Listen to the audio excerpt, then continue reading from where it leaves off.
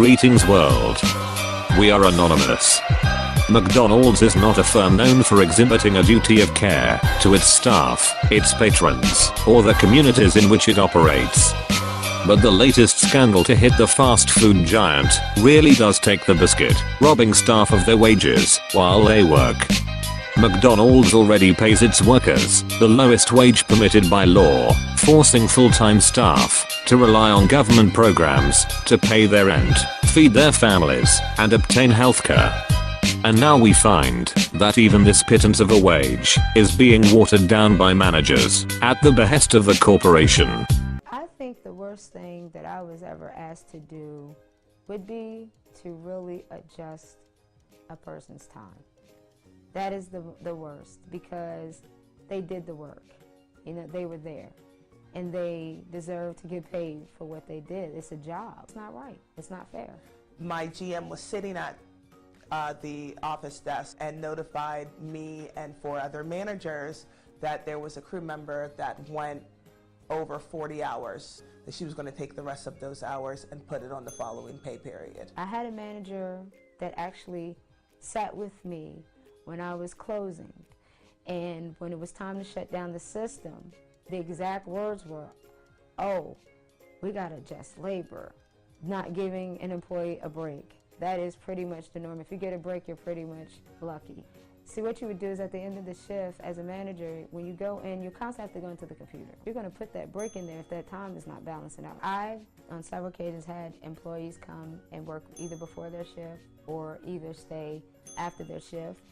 I've had employees literally clock out to work because they were either going into overtime or labor was getting extremely high, and we had to balance it. I have witnessed deductions being done with employees, whether it was uniform, whether it was a name tag, whether it was a meal, whether it was anything. They would deduct and they would take it out of your payroll. They were on the clock, and if they got sent home, that was money, being taken out of their pay. They weren't the teenagers.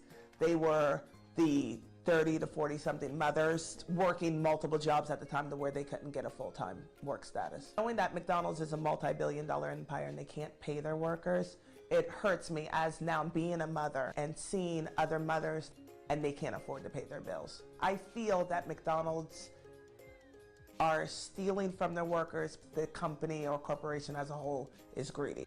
Workers across America are now suing McDonald's for wage theft. These suits have been filed to stop this widespread wage theft, said Joseph Sellers, one of the attorneys for the workers, in a conference call. They highlight a broad array of unlawful pay practices, which together reflect ways in which McDonald's has withheld pay from its low-paid workers in order to enrich the corporation and its shareholders.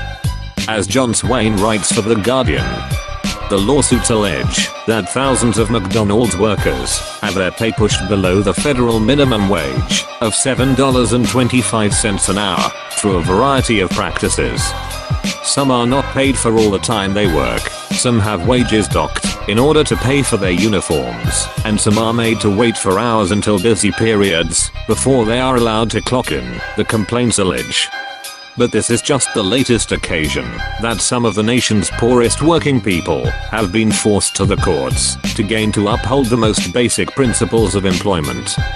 McDonald's was recently forced to pay out a 6-figure settlement to 291 employees who were threatened with deportation if they refused to work 25-hour shifts in a former franchise.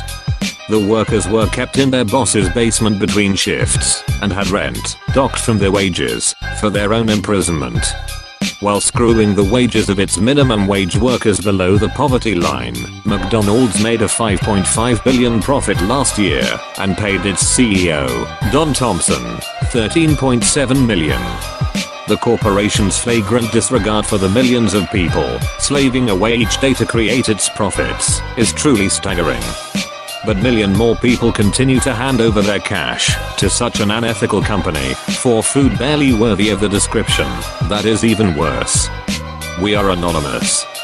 We are legion. We do not forgive. We do not forget. Expect us.